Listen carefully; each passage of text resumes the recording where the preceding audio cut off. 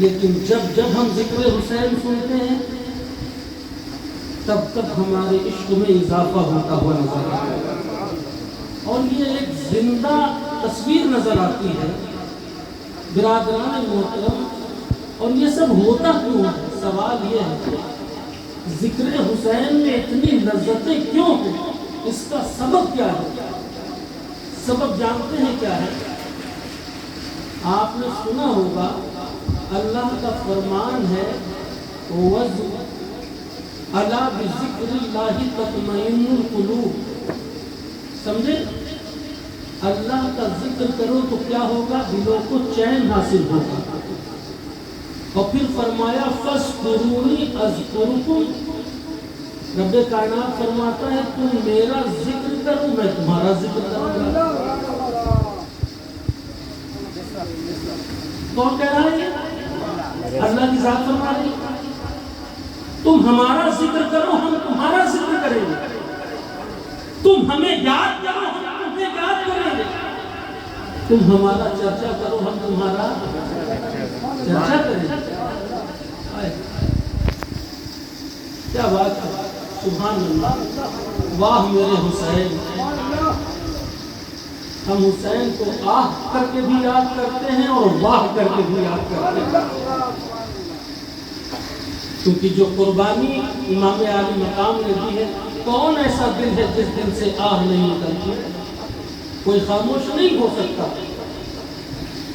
کہ جس کے دل میں دل ہوگا وہ خاموش نہیں رہے گا۔ لیکن ہم اس عزم مسلم کو دیکھ کر کے جو کربلا کی دھرتی پر میرا ایمان لے کر کے پہنچا تھا، اس جب حوصلے پر ہماری نظر جاتی ہے جو میرے ایمان کے ساتھ تھا، تو ہم آہ کے ساتھ واہ حسین کرتے ہوئے بھی نظر آتے ہیں کہ اے حسین، یہ خاصہ اگر کسی کا تھا تو وہ آپ ہی کی ذات تھا، اور کیوں نہ ہو کس گوشے پر سوار ہوئے ہیں حسین، کس گود میں کھیلے ہیں حسین، سمجھ رہے؟ حضور نے کیا فرمایا؟ سیدہ شباب اہل الجنہ، یہ میرے شہزادے جنتی جوانوں کے سردار ہیں، سبحان اللہ۔ اور جنت کے طلبگاروں، جنت سے محبت کرنے والوں، جنت میں جانے کی خواہش کرنے والوں، سنو غور سے،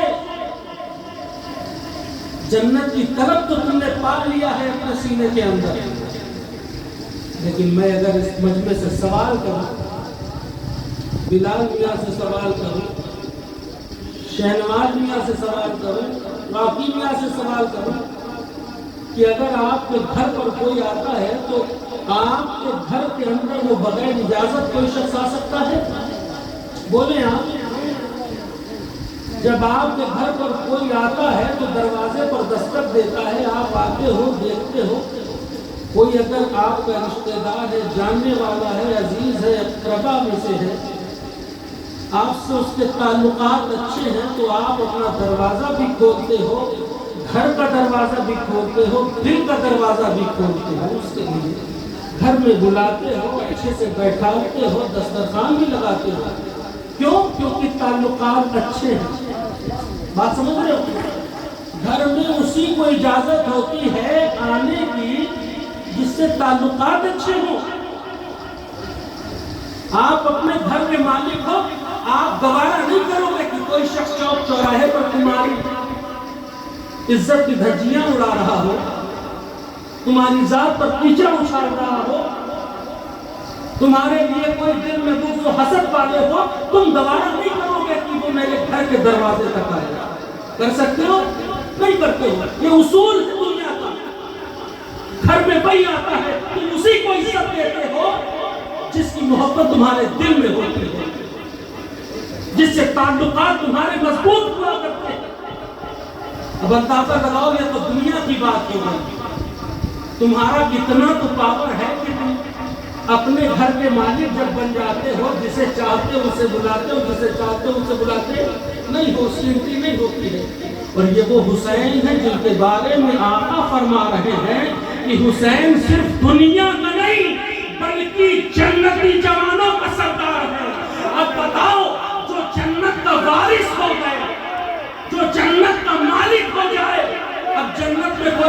مرضی کے بغیر جا سکتا ہے؟ بولو بولو بولو،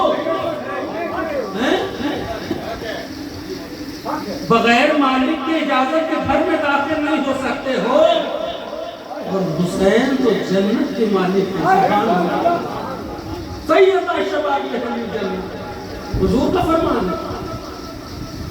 تو اگر جنت کی طلب ہے تو حسین سے اپنے رشتے بہتر کرنا ہوگا، نبی سے اور نبی کی یاد سے رشتہ مضبوط کرنا ہوگا، اور رشتہ مضبوط کیسے ہوگا؟ سچی محبت کرنا ہوگا۔ اب آئیے چلیے دوسرے پہلو کی طرف، میں جو عرض کر رہا تھا، ہر کوئی دنیا میں عزت حاصل کرنا چاہتا ہے میری عزت تو تکریم ہو، چاہتے کہ نہیں؟ لیکن اللہ تبارک و تعالیٰ کا فرمان کیا ہے؟ اِنَّا أَكْرَمَكُمْ عِندَ اللَّهِ أَتْقَاكُمْ۔ توجہ ہے نا؟ تو ذرا بولے سبحان اللہ۔ کچھ کلام بھی میں تو میرا تو انداز آپ جانتے ہیں، کچھ باتیں نظم میں بھی کرتا ہوں، کچھ نثر میں بھی کرتا ہوں، کبھی کبھی ترنم کے دریا میں آپ کو پار کراؤں گا، کبھی کبھی نشر کی سڑک پر بھی آپ کی گاڑی دوڑتی ہوئی نظر آئے گی، ہے نا؟ بس اپنی سماعتوں کو حاضر رکھیں، ذہنوں کو حاضر رکھیں۔ رب کا فرمان ہے کہ تم میں میرے نزدیک وہ عزت والا ہے، تکریم والا ہے، یعنی اللہ کے نزدیک عزت دار کون ہے؟ کس کے نزدیک؟ اللہ کے نزدیک۔ اللہ کے نزدیک۔ اب یہاں پر بھی دو باتیں ہیں، عزت بھی دو طرح کی ہے۔ ایک عزت ہوتی ہے صاحب جو دنیا کی عزت ہوتی ہے نا؟ ایک عزت ہوتی ہے جو دنیا والے لیتے ہیں۔ اب دنیا والے عزت کرتے ہیں بلال میاں، ابھی آپ کے 2-4 بلڈنگ یہاں ہو جائیں، لوگ آپ کو سلام کرنے لگیں گے، ہے کہ نہیں؟ ابھی 2-4 بلڈنگیں آپ کی ادھر ادھر ہو جائیں، لوگ سلام کریں گے۔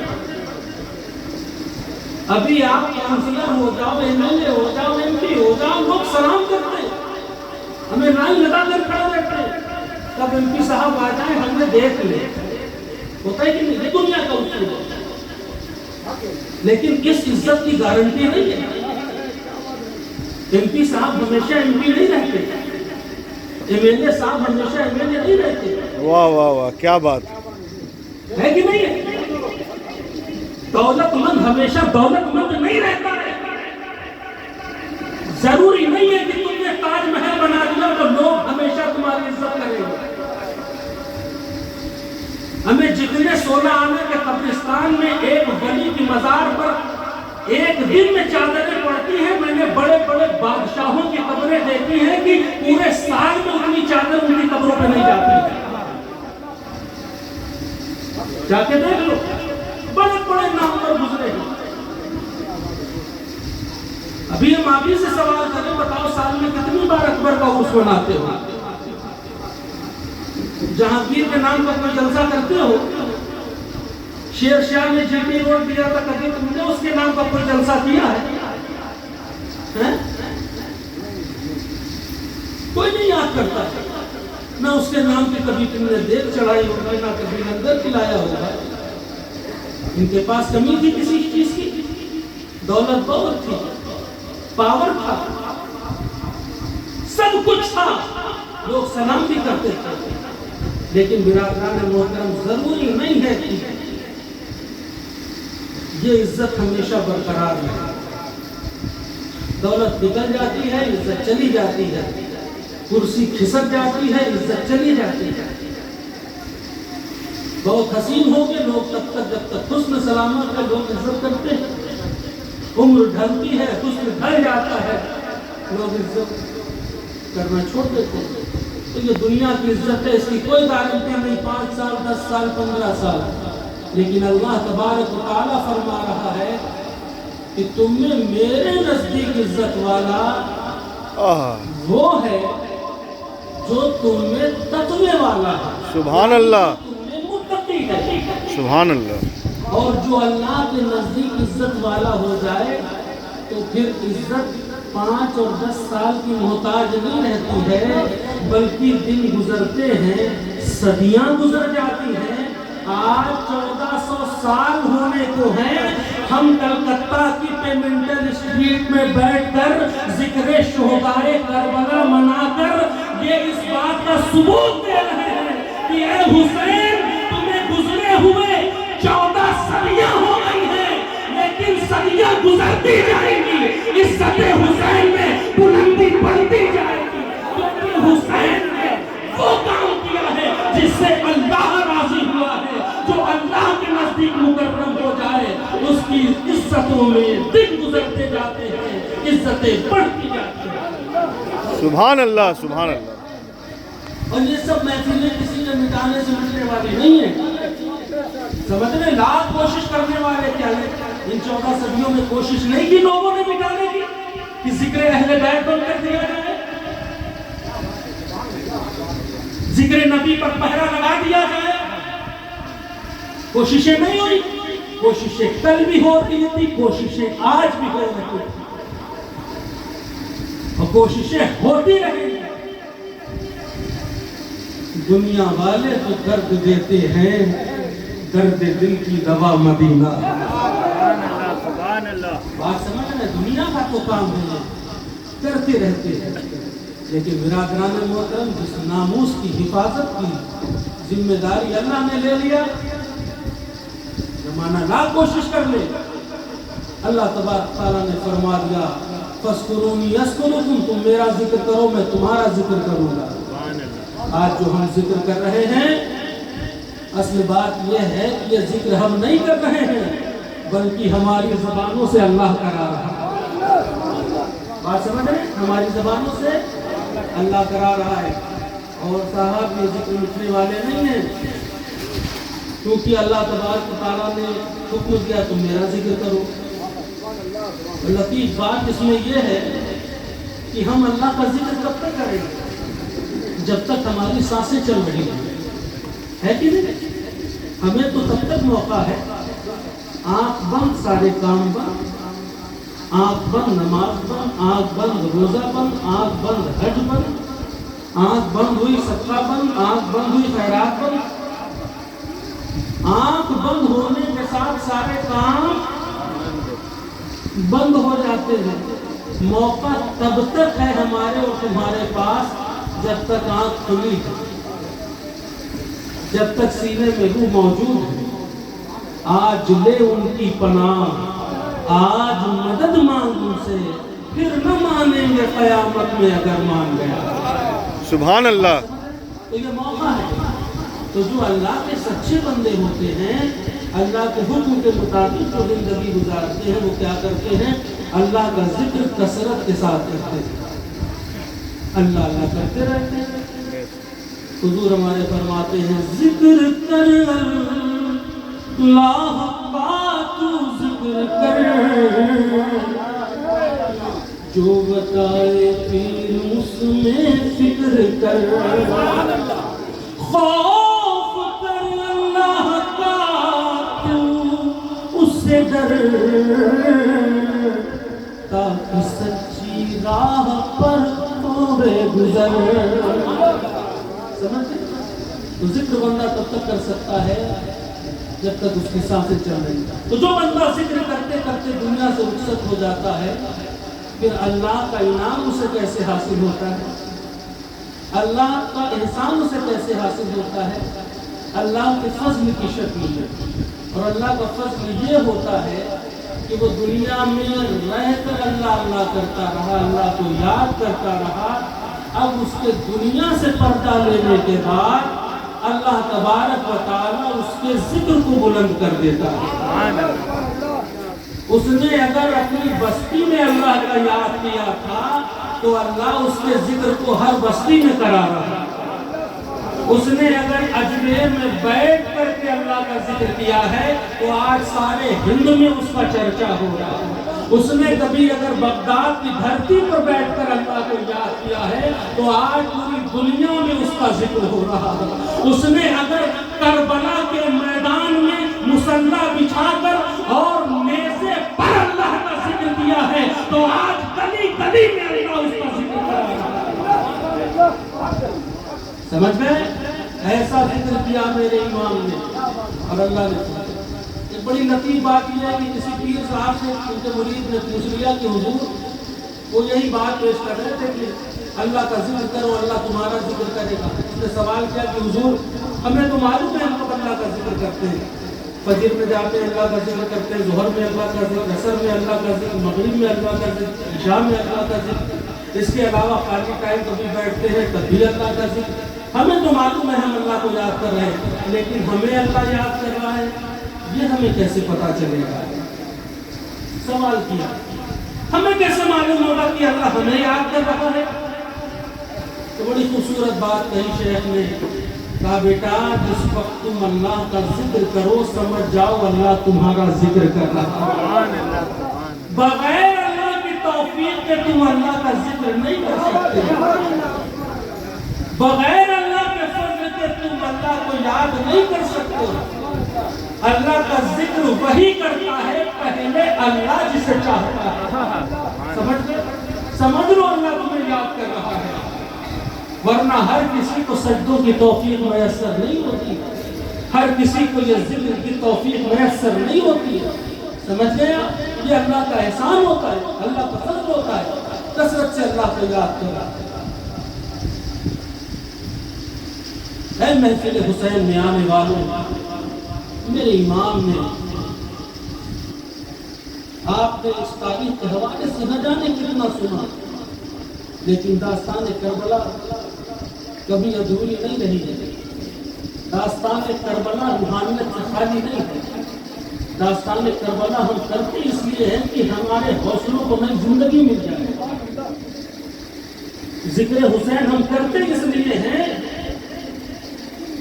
برادران محترم کہ ہمارے مردہ دلوں میں کچھ آکسیجن پیدا ہو جائے۔ بات سمجھ رہے کہ نہیں سمجھ رہے؟ اور کیوں؟ میں عرض کر رہا تھا قرآن کا فرمان، إِن يَكُن مِّنكُمْ عِشْرُونَ صَابِرُونَ يُغْلِبُوا مِئَتَيْنِ۔ اللہ تبارک و تعالیٰ نے فرمایا کہ تم اگر 20 ہو، تمہارے سامنے کتنے ہیں؟ 200۔ تم 20 ہو، سامنے اگینسٹ یہ تمہارے 200 ہیں، لیکن اگر تمہارے پاس صبر ہے تو تم 20 ہو کر 200 پر غالب آؤ گے۔ بات سمجھ؟ کیا ہونا چاہیے؟ بولے صبر، کیونکہ اللہ کا فرمان ہے ان اللہ مع الصابرین۔ سمجھ لیں؟ اللہ تبارک تعالیٰ نے فرمایا میں صبر کرنے والوں کے ساتھ ہوں، اور جب اللہ ساتھ ہو جائے تو مدد 10 ٹائمز بڑھ جاتی ہے۔ سمجھ گئے؟ آج تو ہم پستی کے دلدل میں جا رہے ہیں، وجہ کیا ہے؟ صبر ہمارے دامن سے نکل گیا، اجلت کی زندگی ہم جیتے ہوئے نظر آ رہے ہیں، دنیا کے جنجال میں اتنا الجھ چکے ہیں کہ صاحب کوئی کہتا ہے کہ ٹائم نہیں ملتا۔ ارے ذکر کی محفل ہے، اس میں آنے کے لیے ٹائم، کوئی کاروبار کا بہانہ، کوئی ایگزام کا بہانہ، طرح طرح کی لوگ باتیں کرتے چلے جاتے ہیں، وجہ ہے نا؟ لیکن آپ اندازہ لگاؤ یہ اللہ کے ذکر کی محفل ہے، روز روز کو میسر ہوتی نہیں ہے۔ سمجھ رہے ہیں؟ سال میں 365 دن تو جلسہ ہوتا نہیں ہے، لیکن حکم یہ ہے کہ ذکر ہمہ وقت کرنا ہے کہ نہیں؟ آپ گھر میں رہو تو گھر کو بھی آپ اپنے خالی مت رکھو، اللہ کے ذکر سے آباد رکھو، مسجدوں کو اللہ کے ذکر سے آباد رکھو، اور اپنی صحبتوں کو بھی اللہ کے ذکر سے آباد رکھو۔ اور صبر بہت بڑی دولت ہے، صبر اتنی بڑی دولت ہے۔ میں ایک واقعہ اس درمیان میں پیش کر دوں۔ حضرت شمعون علیہ السلام کا غالباً دور تھا، ان کے زمانے میں ایک بڑا جابر بادشاہ تھا جس کا نام جالوت تھا، لوگوں پر بڑا ظلم کرتا تھا۔ سمجھ گئے؟ ظلم کرتا تھا، لوگ پریشان تھے، لوگوں نے اللہ کے نبی کے پاس آئے کہ آپ ہماری مدد فرمائیں۔ اللہ کے نبی نے اللہ سے دعا کی کہ اے اللہ مدد فرما، یہ ظالم جالوت لوگوں پر ظلم کر رہا ہے۔ اللہ تبارک و تعالیٰ نے حکم دیا اپنے نبی کو کہ جاؤ اپنی قوم سے لوگوں کو چن لو اور ان کا ایک لیڈر چن لو اور جالوت کے مقابلے کے لیے اس قافلے کو روانہ کرو۔ حضرت شمعون علیہ السلام کو انہوں نے اپنی قوم میں سے حضرت طالوت کا انتخاب کیا جو بڑے ہمت والے تھے، وہ شعور والے تھے، اور ان سے کہا کہ ایک لشکر تیار کرو، جالوت سے تمہیں مقابلہ کرنا ہے۔ تو 5000 لوگوں کا ایک لشکر تیار کیا، سمجھ گئے؟ 5000 مقابلہ کرنے کے لیے جالوت سے نکلے۔ اللہ کا حکم ہوا کہ لیکن میں اس لشکر کی آزمائش کرتا رہوں گا، ایگزام لیتا رہوں گا۔ اب وہ ایگزام کیا تھا؟ فرمایا کہ یہ لشکر جب جالوت کے مقابلے کے لیے جائے گا تو بھوک کی بھی شدت ہوگی، پیاس بھی لگے گی، لیکن میں آزمائش اس طرح سے لوں گا کہ تمہیں پیاس لگے گی لیکن پانی کو لبوں سے نہیں لگانا ہے، پیاس کی حالت میں تمہیں جالوت سے مقابلہ کرنے جانا ہے۔ اللہ اکبر! لیکن پھر بھی سارے لوگ تیار ہو گئے۔ سفر کا آغاز ہوا، یہ لشکر نکلا، کافی دیر چلنے کے بعد اب پیاس کی شدت، لوگوں کو پیاس لگنے لگی، راستے میں دریا پڑے، کئی لوگوں کا صبر ٹوٹ گیا، دریا سے پانی پینے لگے۔ جناب طالوت منع کرتے رہے کہ نہیں، اللہ کا حکم ہے پانی نہیں پینا ہے، لیکن لوگوں کی ہمت جواب دے گئی۔ جتنے لوگوں نے پانی پیا ان کو آپ نے وہیں سے واپس بھیج دیا کہ اب تمہاری ضرورت نہیں، تم نے اللہ کے حکم کی تعمیل نہیں فرمائی۔ پھر جتنے بچے وہ بڑے، ان کو پیاس لگی، اس میں سے کچھ کم ہوئے، پھر آگے بڑھے، پھر کچھ لوگوں کو پیاس لگی، کسی نے پانی پیا۔ غالباً جب تک یہ لشکر جالوت کے قریب پہنچا جو 5000 لوگوں پر تھا، اب وہاں تک جاتے جاتے صرف صاحب کتنے بچے؟ 313 لوگ۔ کتنے بچے؟ 313۔ بڑی اہم تعداد ہے، بعد میں بدری صحابہ کی بھی یہی تعداد ہے، 313۔ سمجھ رہے؟ تو 313 لوگ بچے۔ اب جالوت سے مقابلہ، اور جالوت کی جو فوج ہے لگ بھگ 80,000 لوگ سامنے ہیں۔ اتنے 80,000 لوگ، سب کے پاس تلوار ہے، تیر ہے، فوج ہے۔ اور جب جالوت دیکھتا ہے کہ یہ لشکر اللہ کو ماننے والوں کا لشکر، وہ بھی صرف 313 لوگ، یہ میرا مقابلہ کرنے آئے ہیں، تو اس فوج کا مذاق اڑانے لگا، اس لشکر کا۔ تو حضرت طالوت کی ہمت کو وہاں پر جواب نہیں دیا، بلکہ آپ اپنی پیشانی کو اپنے رب کی بارگاہ میں جھکاتے ہیں۔ آج یہی ہمارے اندر کبھی پیدا ہو گئی ہے کہ آج سچویشن ہماری کیا ہے، پوری دنیا میں ہمارے حالات کیا ہیں، اس کے باوجود ہماری پیشانی اللہ کی بارگاہ میں جھکتی ہوئی نظر نہیں آ رہی۔ سمجھ رہے ہیں؟ ہم سارے کام کر رہے ہیں لیکن یہ کام نہیں کر رہے ہیں۔ مسلمانوں اپنے رب کو راضی کرو، سمجھ گئے؟ جب تم اللہ کی بارگاہ میں جھکنے لگو گے تو پھر کیا ہوگا؟ پھر دنیا والوں کے آگے جھکنے کی ضرورت نہیں ہے تمہیں۔ جو اللہ کے آگے جھک جاتا ہے وہی دنیا میں سربلند ہو جاتا ہے۔ جناب طالوت اپنے رب کی بارگاہ میں جھک گئے، حالت سجود میں گئے اور اللہ سے دعا کرتے ہیں۔ دعا یہ نہیں کرتے ہیں کہ مولا آسمان سے پتھر برسا دے، غیروں کی فوج بہت ہے، ظالم بہت ہیں، ابابیل کا لشکر نہیں مانگ رہے ہیں، بلکہ اللہ سے مدد کس طرح مانگ رہے ہیں؟ حضرت طالوت کہتے ہیں کہ مولا تیرا شکر ہے کہ تو نے ہمیں اس کام کے لیے چن لیا۔ اس کنڈیشن میں، اس حالات میں، دشمن کے نرغے میں ہے، 80,000 لوگوں کے بیچ میں یہ 313 ہے، دعا کیا کر رہے ہیں کہ مولا تیرا شکر ہے تو نے ہمیں چن لیا اس کام کے لیے۔ اب جب تو نے ہمیں چن لیا اور یہاں تک پہنچا دیا تو مولا اتنا کرم اور کر دے کہ مولا میں تجھ سے تیر اور تلوار نہیں مانگ رہا ہوں، بلکہ صبر کا سمندر میرے سینے میں انڈیل دے. کیا مانگ رہے ہیں؟ صبر کا سمندر میرے سینے میں انڈیل دے اور میرے قدموں کو جما دے تاکہ میں بیک ڈور سے واپس نہ جاؤں بلکہ یہاں تک آ گیا ہوں تو ان ظالموں کا مقابلہ کروں. اللہ نے دعا قبول فرمائی اور اللہ ہر صبر کرنے والے کی دعا قبول کرتا ہے.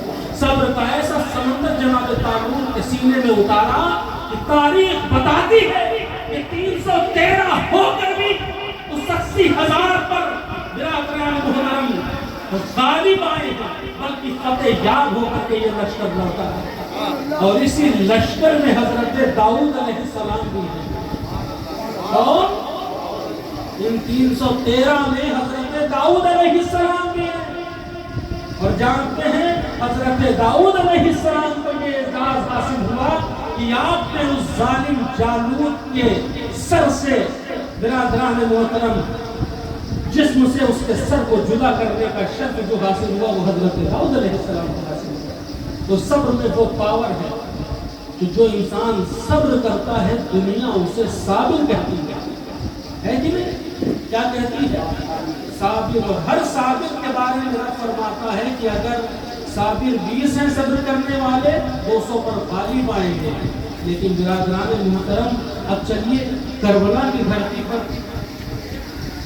کربلا کے میدان میں کتنے تھے؟ 72. سامنے 20,000 سے زیادہ لوگ, بڑی تعداد ہے. مدد صرف 10 گنا ہوتی تو فتح حاصل نہیں ہوتی. بات سمجھ لیں. دنیا کا کوئی شخص یہ نہیں کہتا ہے کہ یزید غالب آ گیا. ہر کوئی یہی کہتا ہے کہ امام حسین کامیاب ہو کر کے آئے. سمجھ رہے ہیں؟ پل بھر کو تو لگا کہ یزید کامیاب ہو گیا کیونکہ سر حسین اس کے قبضے میں ہے. لیکن برادران محترم ہر لمحہ گزرنے والا یزید کے شکست کا اعلان کر کے گزر رہا ہے اور ہر لمحہ زندگی کا گزرنے والا حسین کی فتح کا اعلان کرتا ہوا نظر آ رہا ہے. سمجھ رہے ہیں؟ محفل میں حسین کی فتح کا اعلان کرتے ہوئے نظر آ رہا ہے. یزید کو کون یاد کرتا ہے؟ یزید مر گیا, اس کی فکر مر گئی, اس کا مشن ختم ہو گیا. لیکن میرا حسین کل بھی زندہ تھا, آج بھی زندہ ہے, قیامت تک زندہ ہے. ہم زندہ حسین کے ماننے والے ہیں. سمجھ گئے؟ تو برادران محترم اپنے دل میں حسین کو بساؤ, اپنے دل کی خانقاہ میں حسین کو سجادہ بناؤ. سمجھ گئے؟ اپنے دل کو حسینی کر دو. اور جب سچے حسینی ہو جاؤ گے تو پھر اللہ کی مدد تمہارے ساتھ ہوگی, ہر معاملات میں تمہارے ساتھ ہوگی. کیونکہ اللہ کا حکم ہے ان یکم منکم 20 صابرون یغلبوا مئتین.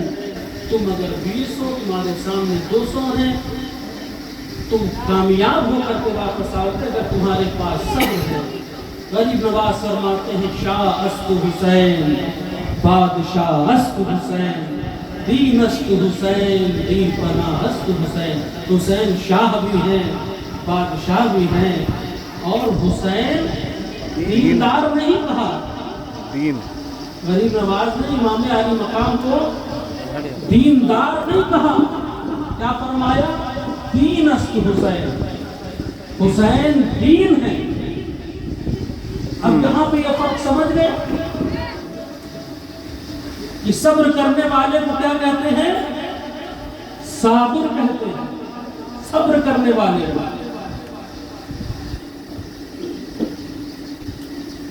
درود پاک سیدنا و شفیعنا حبیبنا و طبیبنا مولانا وعلی آل سیدنا و مولانا محمد کما تحب و ترضا. 5 منٹ اور آپ کو چاہیے لیکن حاضر ذہن کے ساتھ. توجہ ہے نا؟ ذرا جی لگا کر کہو یا حسین. ابھی بھی کچھ ہاتھ یا حسین حسینی بن گئے. یا حسین. جس طرح سے نعرے لگا رہے ہو اللہ کرے ایسے ہی تم سچے حسینی بھی ہو جاؤ. پوری زندگی میں تمہاری زندگی کے ہر گوشے میں حسین ہونا چاہیے. سمجھ رہے؟ حسین کی طرح چلنا، حسین کی طرح گفتگو، حسین کی طرح تمام معاملات، باہر کے معاملات بھی، اندر کے معاملات بھی. سمجھ رہے نا؟ اور یہ کب ہوگا؟ جب تمہارا دل حسینی ہو جائے گا، سچے حسینی ہو جائے گا. کیا فرمایا غریب نواز نے؟ شاہ است حسین، بادشاہ است حسین، دین است حسین. حسین دین ہے، دیندار نہیں کہا، سراپا دین ہے. اب اسی کا نقشہ یہاں پر ملاحظہ فرماؤ. حسین دین ہے. تو میں عرض کر رہا تھا صبر کرنے والا صابر کہا جاتا ہے، لیکن کربلا کی سرزمین پر صرف 72 صابر نہیں تھے. 72 صابر نہیں تھے.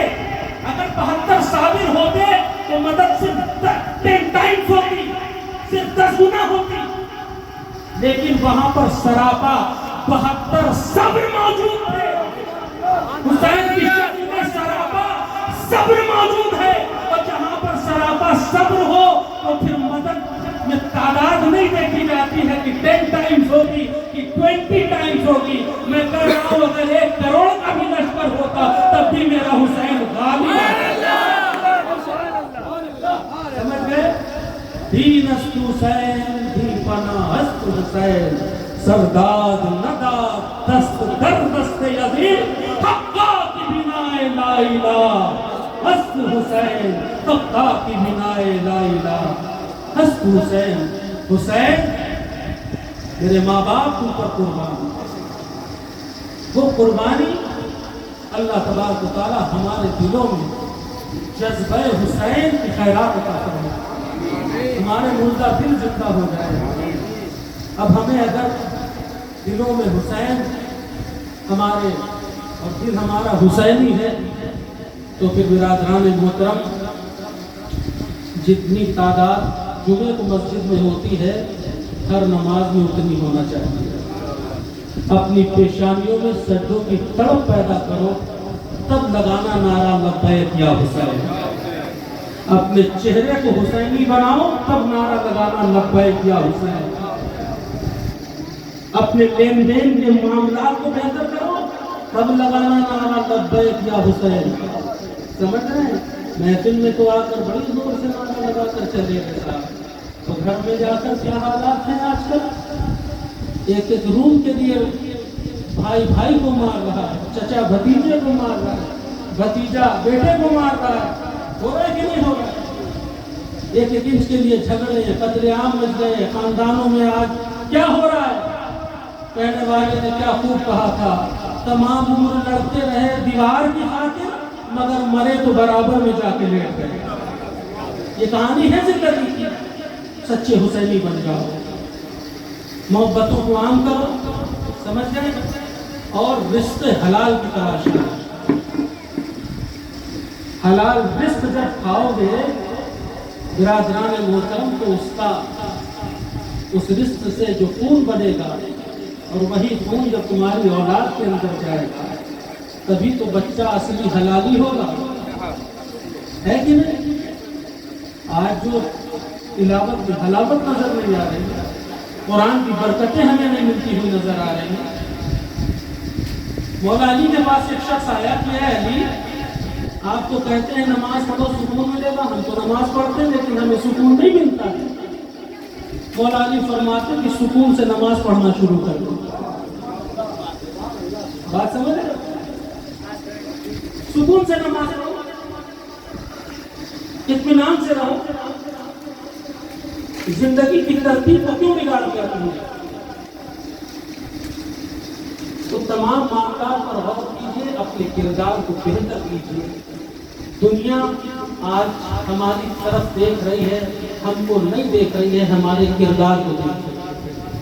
ہم پر انگلی کس لیے اٹھ رہی ہے کہ ہمارے کیریکٹر میں کچھ کمیاں آ گئی، ورنہ ہم تو اس نبی کے ماننے والے ہیں. ہائے ہائے ہائے، اس نبی کے ماننے والے ہیں کہ وہ جو نہ تھے تو کچھ نہ تھا، وہ جو نہ ہو تو کچھ نہ ہو. جان ہے وہ جہان کی، جہان ہے تو جہان. پڑھیے درود پاک اللہم صلی علی سیدنا و شفیعنا حبیبنا و کریمنا مولانا محمد